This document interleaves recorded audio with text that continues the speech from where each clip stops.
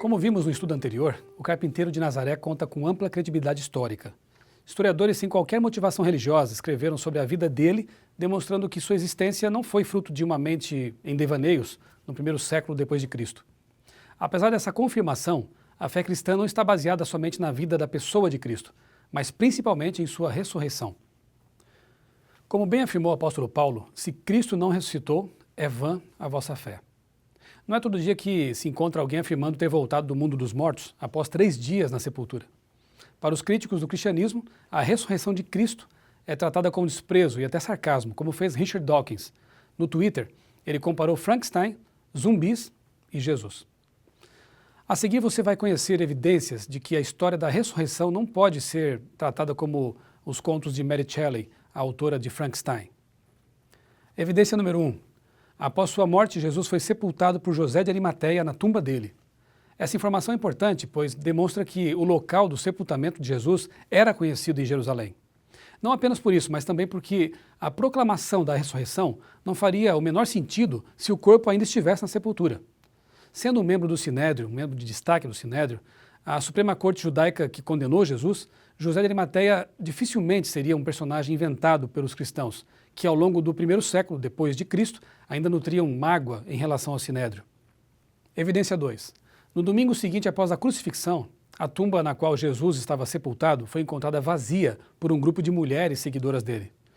Um leitor moderno das Escrituras deve levar em conta o contexto em que o Novo Testamento foi escrito.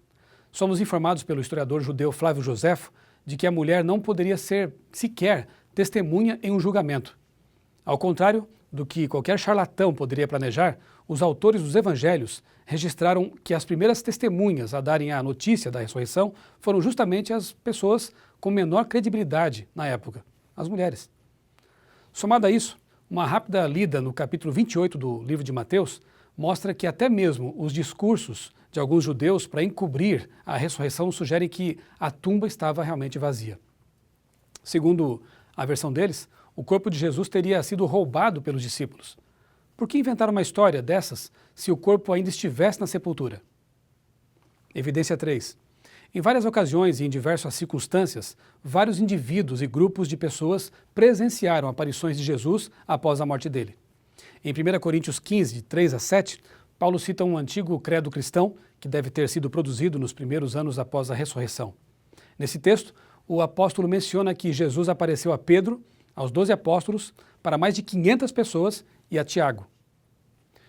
Diante de uma afirmação tão extraordinária como essa, alguns sugerem que as 500 pessoas e outras tantas devem ter tido um tipo de alucinação. Outros chegam a defender com unhas e dentes que os discípulos de Jesus teriam usado cogumelos e delirado. Que alguém pode ter alucinações não é novidade, mas não há qualquer registro psiquiátrico de centenas de pessoas que tenham sofrido a mesma alucinação no mesmo lugar. Não esperando que seus leitores acreditassem apenas em sua palavra, Paulo disse que a maioria desses 500 irmãos que viram Jesus após a sua morte, ainda vivia quando ele escreveu a carta aos Coríntios. Em outras palavras, ele estava dizendo o seguinte: se vocês não acreditam no que eu estou dizendo, vão checar com as testemunhas oculares. Evidência 4. Os primeiros discípulos acreditaram na ressurreição de Jesus, apesar de terem toda a razão para não acreditar. William Lane Craig, um dos principais pesquisadores do tema da ressurreição e professor do Colégio Talbot nos Estados Unidos, resumiu da seguinte maneira o argumento. Primeiro, o líder estava morto e o judaísmo do primeiro século depois de Cristo não tinha a crença de um Messias morto, muito menos ressurreto. Segundo, de acordo com a lei judaica, a execução de Jesus o retratou como um herege, um homem sob a maldição de Deus. Terceiro, a crença judaica da vida após a morte não acreditava ou não aceitava a ressurreição de um indivíduo antes da ressurreição final no fim dos tempos. A ressurreição foi o divisor de águas na vida daqueles homens. Conhecidos pelo egoísmo, incredulidade e fé inconstante, esses homens, depois da ressurreição de Jesus, estavam dispostos a entregar a vida em lugar de negar aquele que venceu os poderosos braços da morte.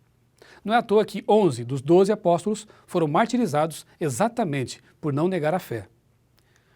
Numa conversa particular com o pregador Billy Graham, olhando para os escombros de Berlim, Konrad Adenauer, chanceler alemão que reergueu a Alemanha após a Segunda Guerra Mundial, disse o seguinte: Sr. Graham, fora a ressurreição de Jesus, não sei de nenhuma outra esperança para o mundo.